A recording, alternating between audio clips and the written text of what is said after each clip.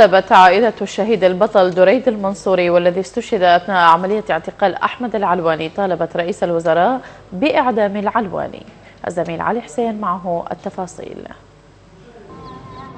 كربلاء مدينة التضحية والوفاء، هكذا عرفناها، تقدم القرابين للوطن فداء. حالها حال المدن العراقية التي قدمت ولا تزال مئات الشهداء.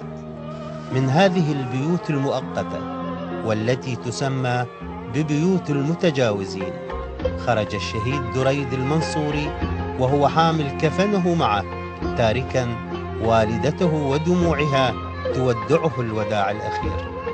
ودعته والحمد لله والشكر. قال يما أنا رايح اندعي لي.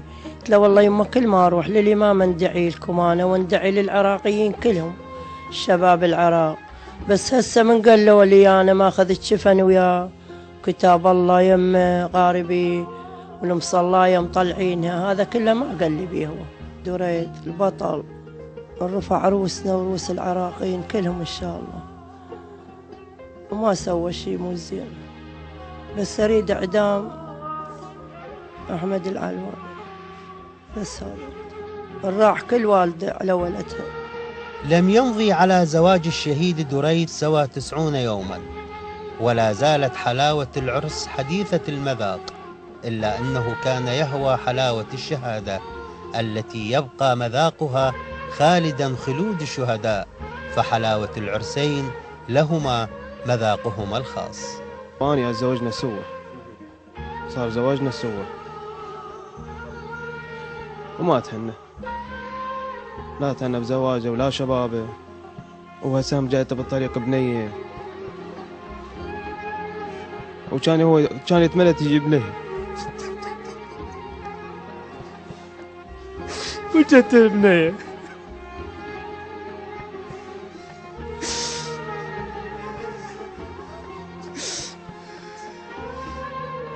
وانا اول واحد لقيته خبر استشهاده، خبروني الصبح قالوا لي اخوك مصاب، قلت ما خالد، قالوا لي مستشهد.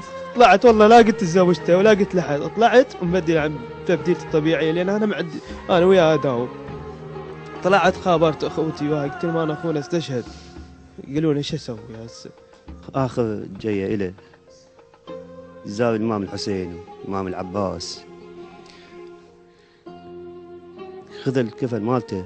انا ما للعلم يعني ما اعرف بينه ماخذ الكفن مالته، لا الوالده تعرف ولا اخواني يعرفون بين ماخذ الكفن مالته. هسه من طلع يقول ماخذ الكفن مالته ومسلم على اخواني قايلين لهم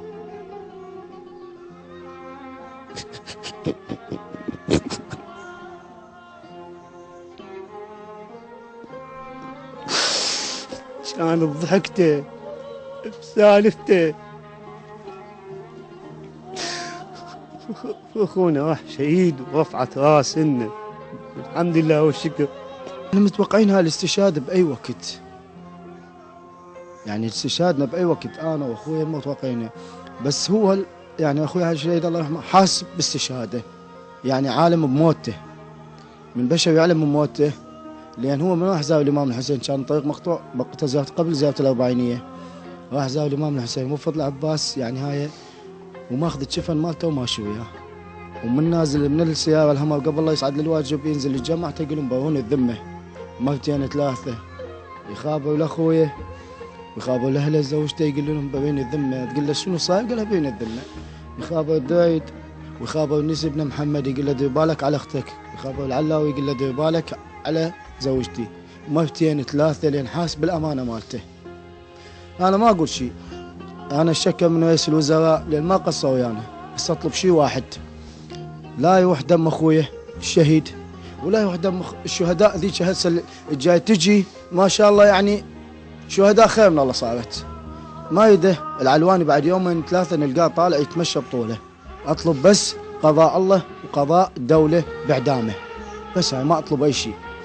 على ام الشهيد تفاح، مو بس ام الشهيد، كل ام الشهداء تفاح، بين ابنهم ما راح دمه هدر.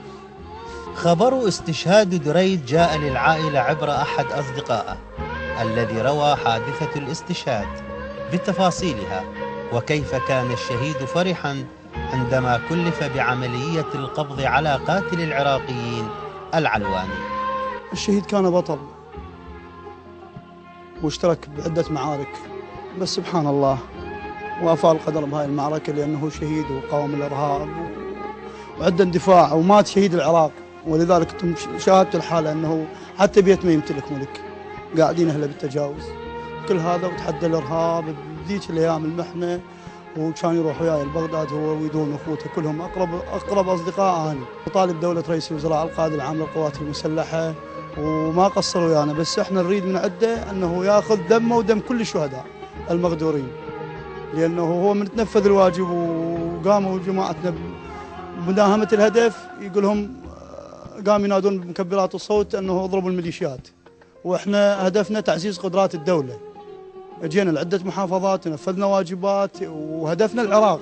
عائلة الشهيد وأصدقائهم بدأوا برفع الدعاوى على العلواني، مطالبين بإعدامه إنصافا لعشرات الشهداء ودموع الأمهات والأرامل والأيتام. وهناك دعاوى أخرى من قبل الأصدقاء. من هذه البيوت والتي تسمى بالعشوائية خرج الشهيد دريد حاملا معه الكفن، ثم عاد إليها وهو يحمل شارة النصر. من كربلاء المقدسة، علي حسين، قناة آفاق.